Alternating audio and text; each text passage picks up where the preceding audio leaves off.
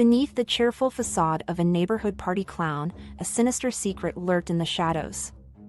Known for his charitable work and friendly demeanor, John Wayne Gacy hid a gruesome truth that would shock the nation to its core.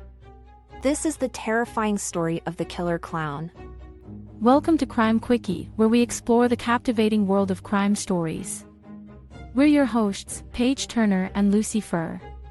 In today's episode, we will take a look at the horrifying case of John Wayne Gacy, a seemingly ordinary man who brutally murdered at least 33 young men and boys while concealing his true nature behind a colorful mask.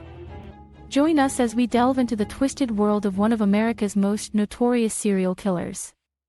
To understand the chilling story of John Wayne Gacy, we must first delve into his early life.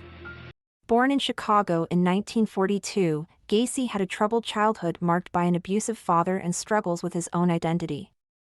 Despite these challenges, Gacy was an ambitious young man who sought to build a successful life for himself. He eventually moved to Iowa and married, becoming a respected businessman and community leader. However, the respectable facade Gacy maintained concealed a growing darkness. In 1968, Gacy's sinister double life was first exposed when he was convicted of sexually assaulting 2 teenage boys.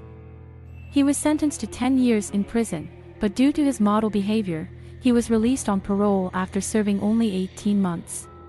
Following his release, Gacy returned to Chicago and started a construction business. He remarried and became an active member of his community, known for hosting elaborate parties and volunteering as a clown for local children's events. It was during this time that Gacy's murderous impulses began to surface, revealing the true depths of his depravity.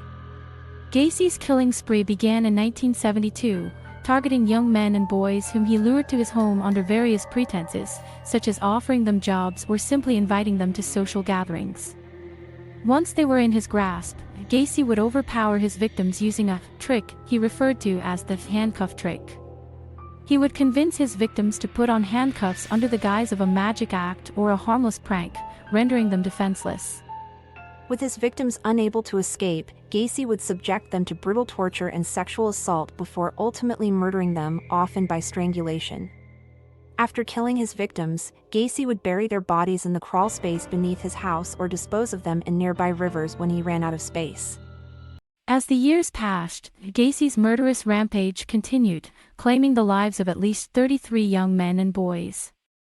However, his carefully constructed double life began to crumble when the families of the missing young men and a few surviving victims started to point the finger at Gacy.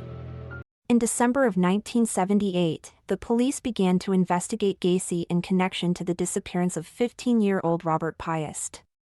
Gacy had offered Piest a job at his construction company, and the teenager was last seen leaving the pharmacy where he worked, telling his mother he was going to speak with Gacy about the job opportunity. As the authorities started to unravel Gacy's web of lies, they uncovered a disturbing pattern of missing young men and boys, many of whom had connections to Gacy.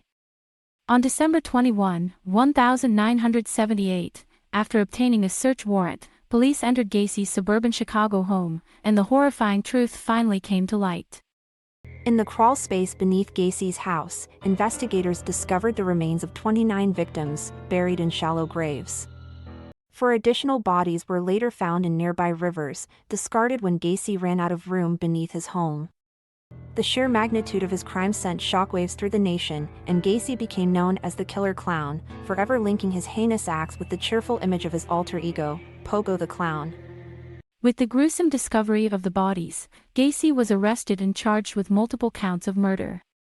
The subsequent trial, held in 1980, became a media sensation, as the world watched in horror at the revelations of Gacy's unspeakable crimes. Gacy's defense attempted to argue that he was insane and therefore not responsible for his actions. However, the jury rejected this defense, and Gacy was found guilty of 33 counts of murder. John Wayne Gacy was sentenced to death, and after spending 14 years on death row, he was executed by lethal injection on May 10, 1994, at the Stateville Correctional Center in Illinois. Though Gacy's life had come to an end, the impact of his crimes would continue to haunt the families of his victims and the nation as a whole, serving as a chilling reminder of the evil that can lurk behind the most unsuspecting of faces. The story of John Wayne Gacy is a harrowing reminder of the darkness hidden within some individuals, capable of committing unspeakable acts of violence and cruelty. As we reflect on Gacy's chilling crimes, we must also remember the 33 young lives tragically cut short, the families left behind to grapple with the loss of their loved ones, and the communities forever changed by the shadow cast by the killer clown. Though Gacy's reign of terror is long over, his chilling legacy serves as a cautionary tale, urging us to remain vigilant and to trust our instincts when something seems amiss. It is our hope that by shining a light on these dark stories, we can contribute to a greater understanding of the complexities of human nature and the importance of safeguarding our communities from those who may wish to do us harm. That's it for this episode of Crime Quickie. A quick preview of our next episode. On a chilling November morning in 1986, the tight-knit community of Long Beach, New York, was shaken to its core by the brutal murder of a young, promising student.